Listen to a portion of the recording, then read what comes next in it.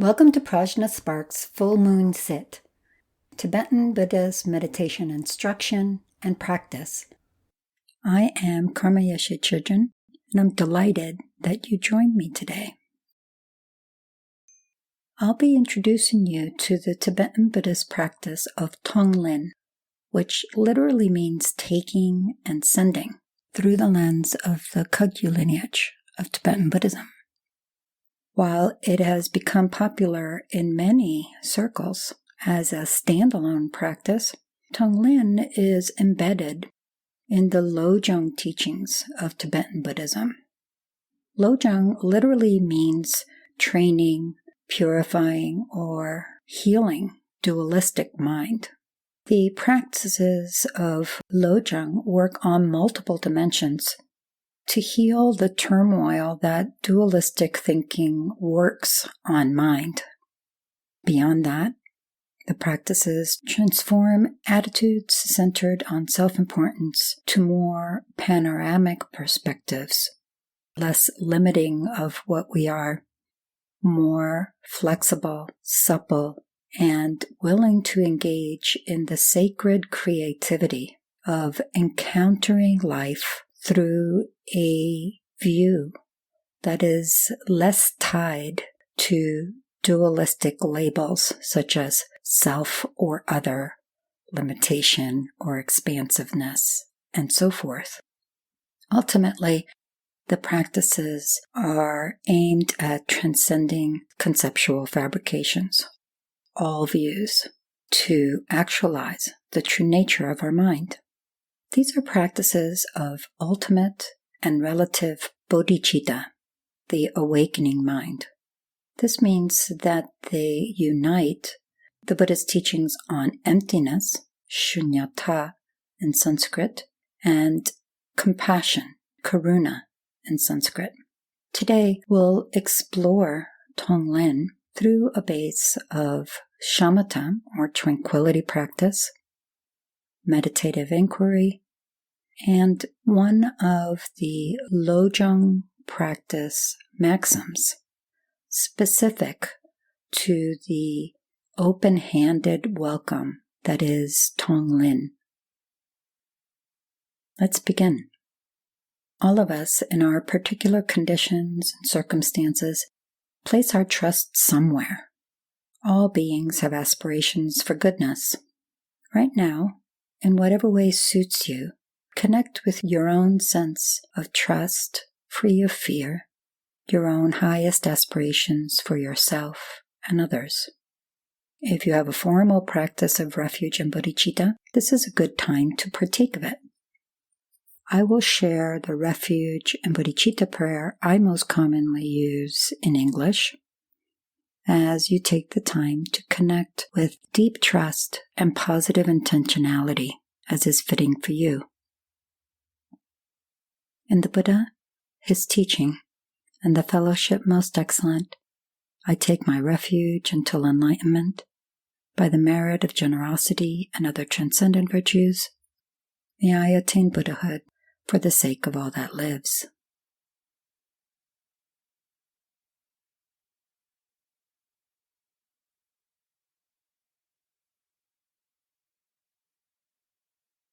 When you're ready, take your seat, which might be a seat, a cushion, or the floor, or a chair, or you may choose to stand or lie down. In any case, the important points of the posture are to have a grounded support to the body.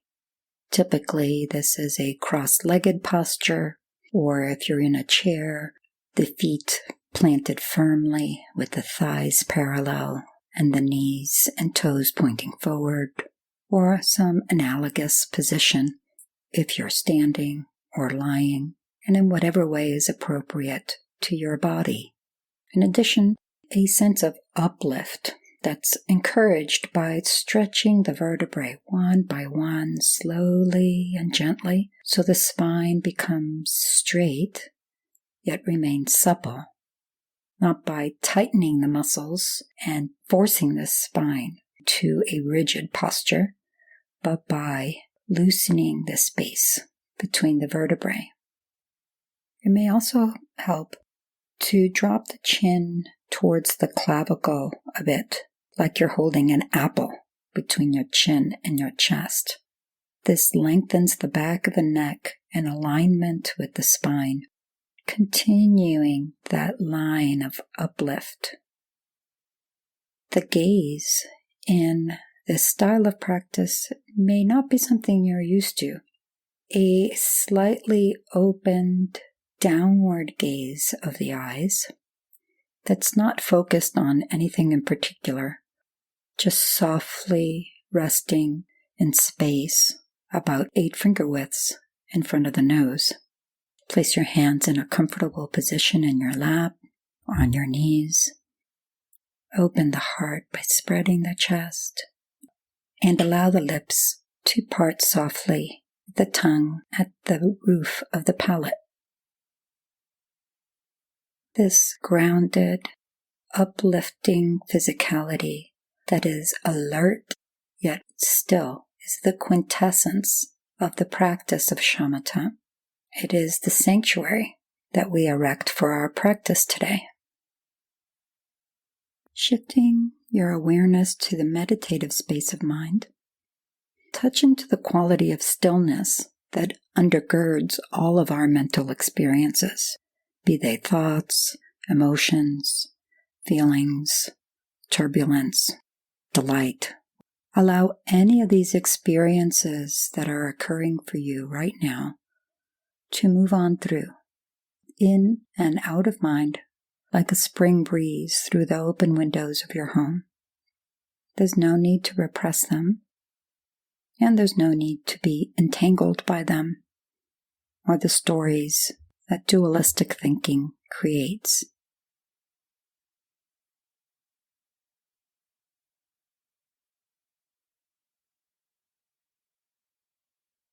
Certainly do not chastise yourself if you find that you're distracted or get caught up in these thoughts. There's knowledge even in the distraction. That moment of recognizing we're distracted is awareness. There's knowledge there. We can recognize that all of these occurrences are shot through with mind's natural lucidity, its ability to know. For this brief shamatha practice, try to strike the balance between mind's natural stillness and its intrinsic lucidity. It's a sweet spot that we dial in.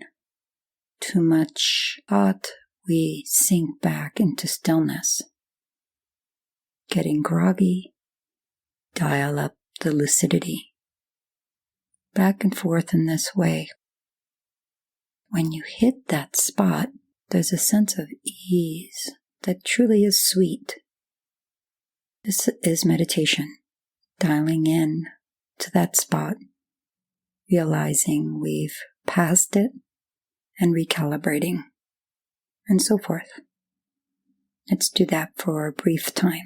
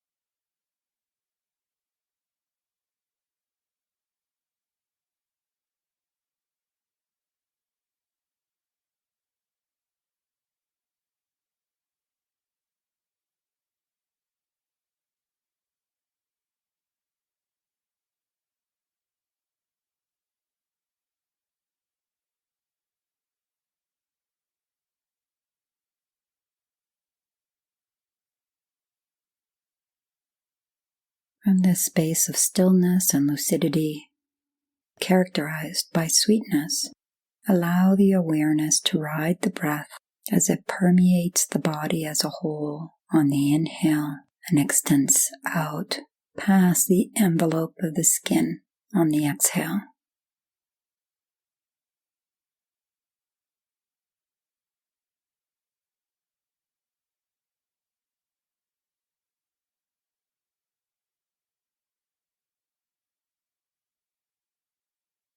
As we transition out of shamatha to meditative inquiry, which is a practice of vipassana, try to sustain a home base as much as you're able in this balance of stillness and lucidity. This kind of vipassana practice is intended to invoke prajna, precise knowledge, that intrinsic capacity of the mind to know and understand with intricate discernment.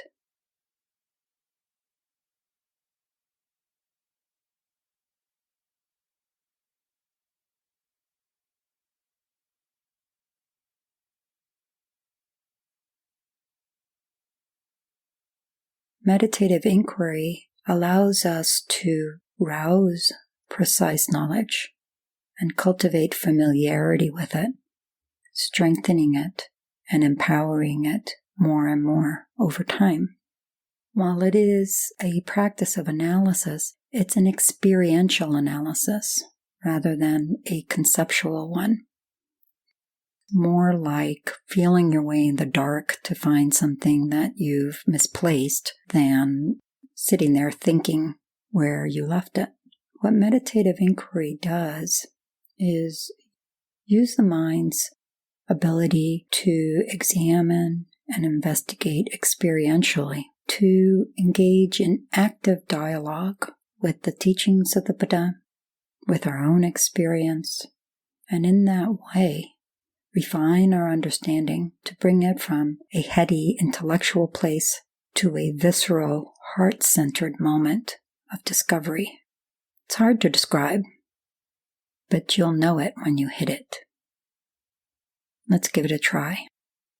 Start by connecting with your own deepest wishes for happiness, allowing yourself to feel your heartfelt wish to be happy, not just for a little bit, not only in limited ways, but much faster, much deeper. Strike that note that we all share in common, the yearning to be happy, free of struggle, not subject to external conditions, and limitless in extent. Connect with your own experience of that wish.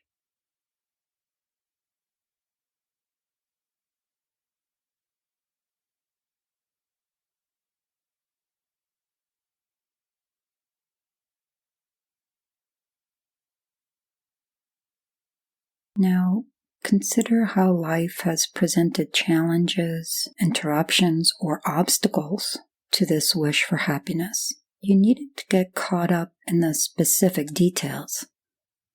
Just the experience of not having the say, being frustrated in this most basic wish.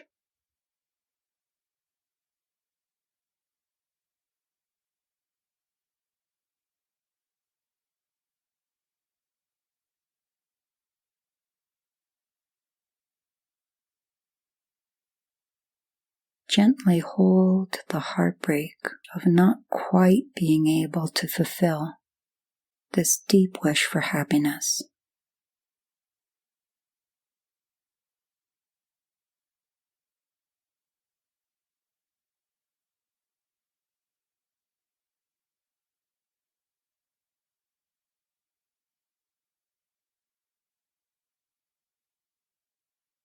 Touch into the vulnerability that this may bring up, and also honor the courage and the strength that coexists with that vulnerability right within your heart. This is resilience.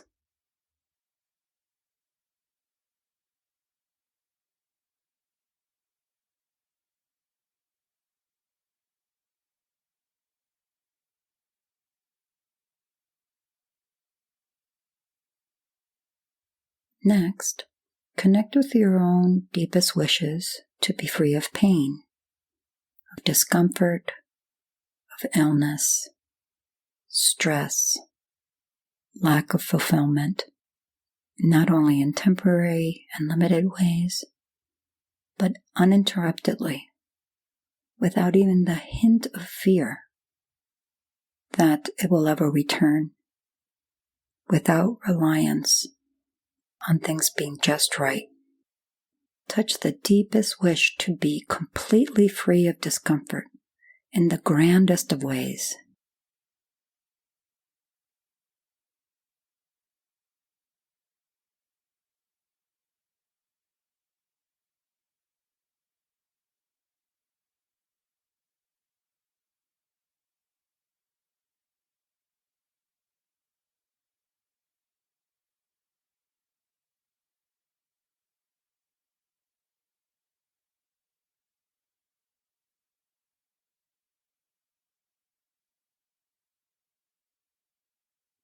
Connect with the ways that life has nevertheless presented you with discontent, unease, suffering, dissatisfaction, and contradiction to your deepest wishes.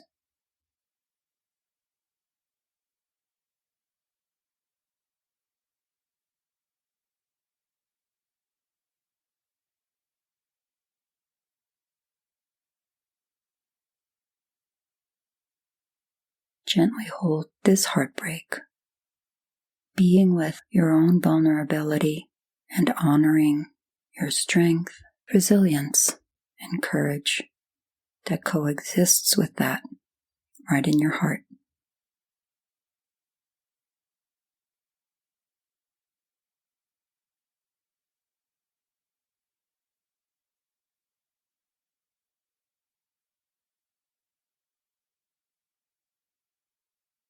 Shifting a bit, connect with your own life experiences in which things that at first seemed good brought sorrow, ways that significant challenges turned out to be blessings in disguise.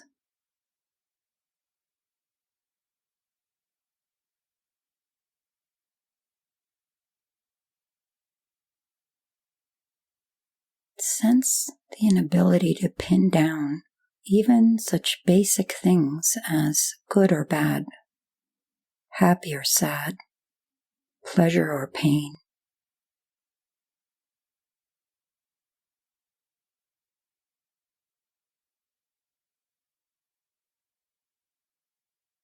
Rest for a time in the knowledge that there's nothing solid, nothing fixed to be found in these distinctions and false binaries.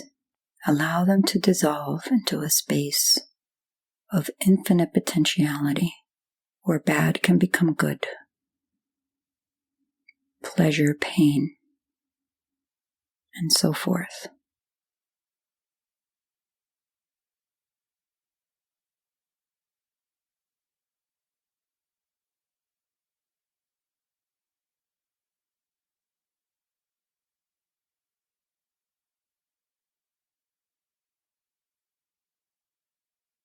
At the very center of your embodiment, the sanctuary for your practice, right at the level of your heart and aligned with your interconnection with all that lives. Sense an open spaciousness that dissolves false distinctions, conceptual labels, and fabrications. A space of infinite potentiality, inseparable from everything we experience.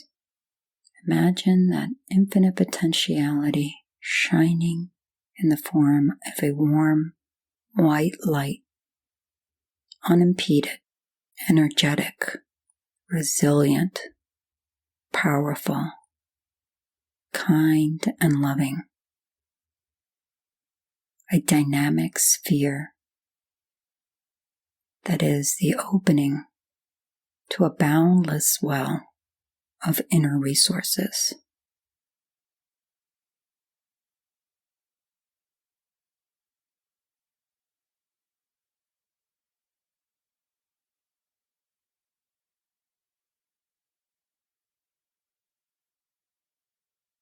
Allow that warm, tender, affectionate energy to dissolve the armoring in which we encase our heart to keep ourselves from the disappointment, sorrow, anxiety, fear, and despair that we cannot have the ultimate say in this simple fulfillment of our most basic wish.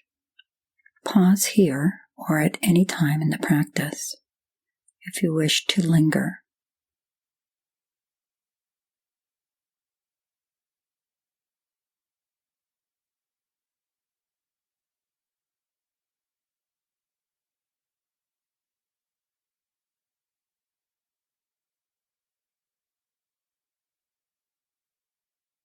The practice of open-handed welcome is a progressive practice.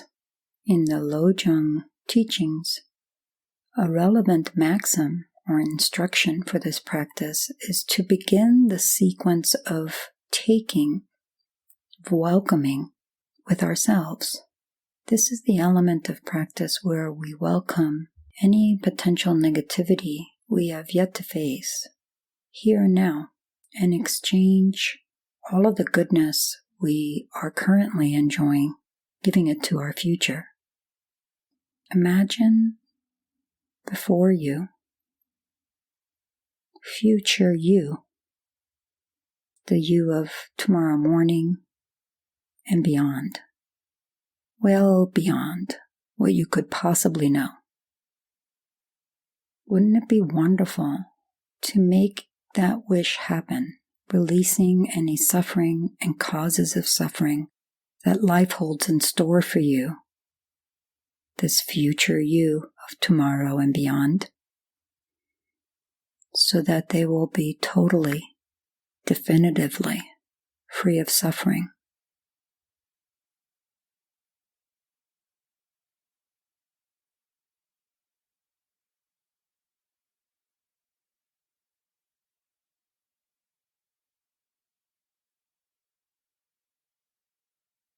How wonderful to flood the you of the future with happiness and causes for happiness from tomorrow and beyond, so you would only experience bountiful, boundless happiness, sweetness, untainted by the slightest possibility of suffering ever rearing its head.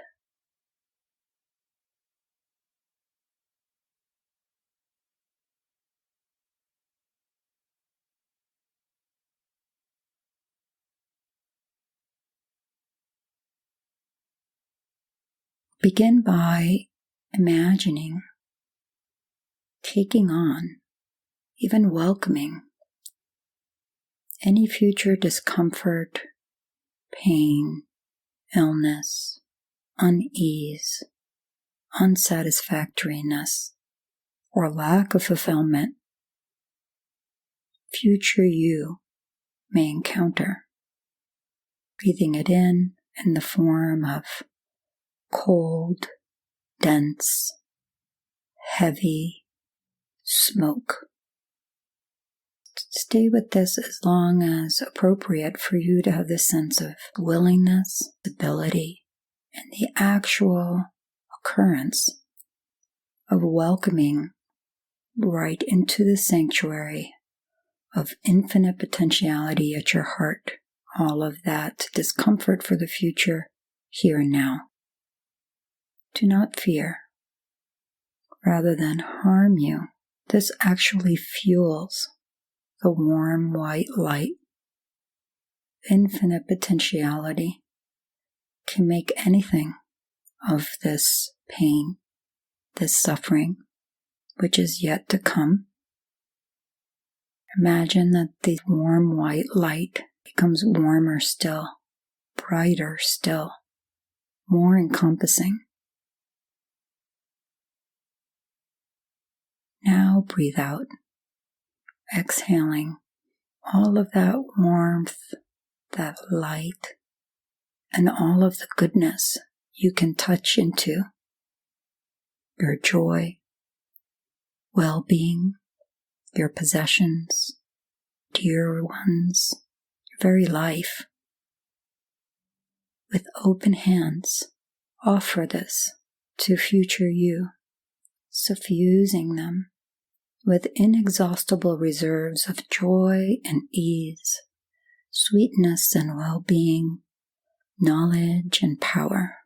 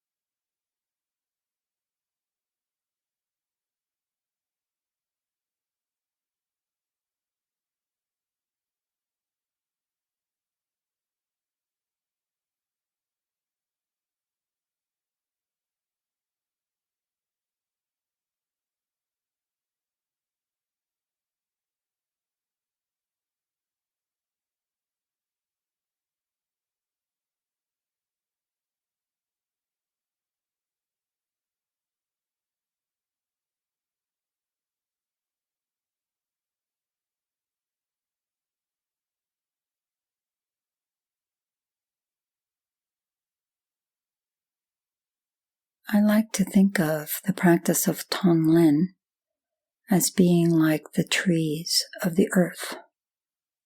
The planet's trees thrive on the exchange of carbon dioxide and oxygen by taking in what is poisonous to us, to animals, and so forth, our very waste products, and returning oxygen into the atmosphere. Trees sustain life on the planet while thriving themselves. This exchange is open-handed and welcome. This is the quality that Tonglen is inculcating in us, to be like trees that thrive in welcoming and open-handed offering, giving fully, freely, and joyfully, without a trace of poverty mentality, any sense of lack or deficiency, because there is that recognition that we thrive in this doing. This sustains us as well. Continue like this as long as you wish, synchronizing the welcoming of difficulty with the in-breath and the open-handed offering of goodness with the out-breath.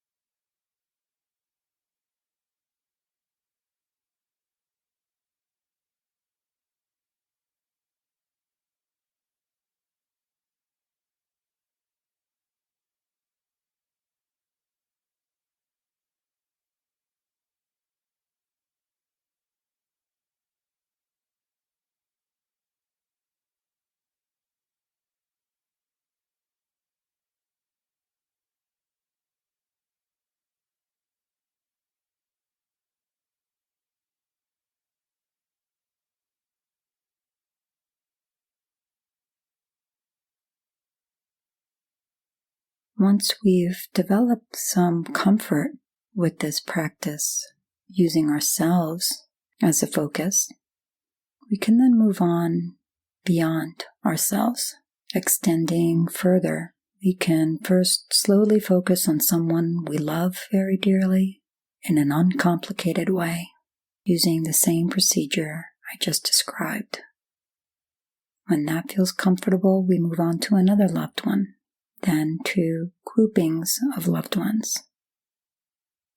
Once we feel replenished by that, we can extend farther to folks we don't think about very much, strangers, countless beings that pass us throughout our day without our notice.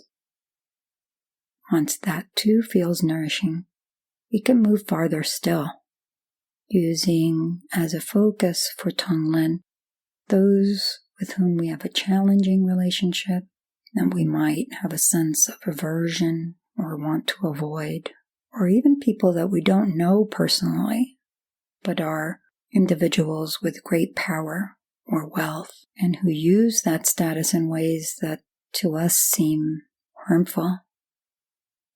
Just as before, we breathe in the cold, dense, heavy smoke of their pain, their suffering, their unease, right into the sanctuary of warm white light at the heart, and from there spills out the brilliant white light of happiness, well-being, goodness, all the abundance that we could possibly give. Like the trees, we learn to thrive. In this way, our mind begins to heal from the good, bad, black, white thinking of dualism. It transforms to encompass experience that doesn't fall so neatly into compartments.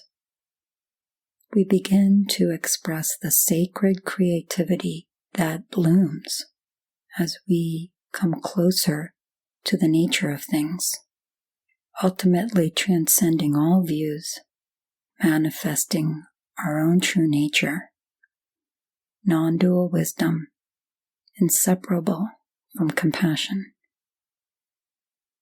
Before ending the session, rest briefly, easily, in that sweet spot that is the balance of stillness and lucidity, letting go of the imagination, allowing mind to unwind and relax, resting in awareness.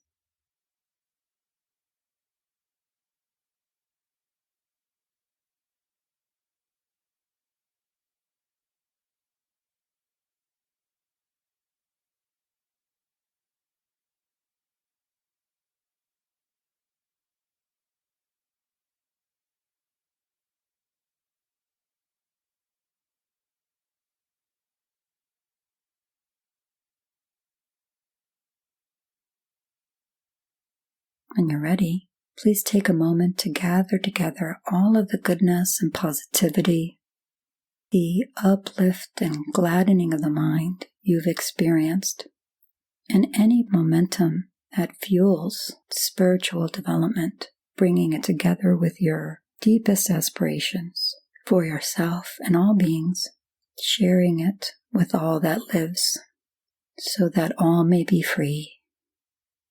All may be happy. All may be free of suffering, completely, definitively, without interruption.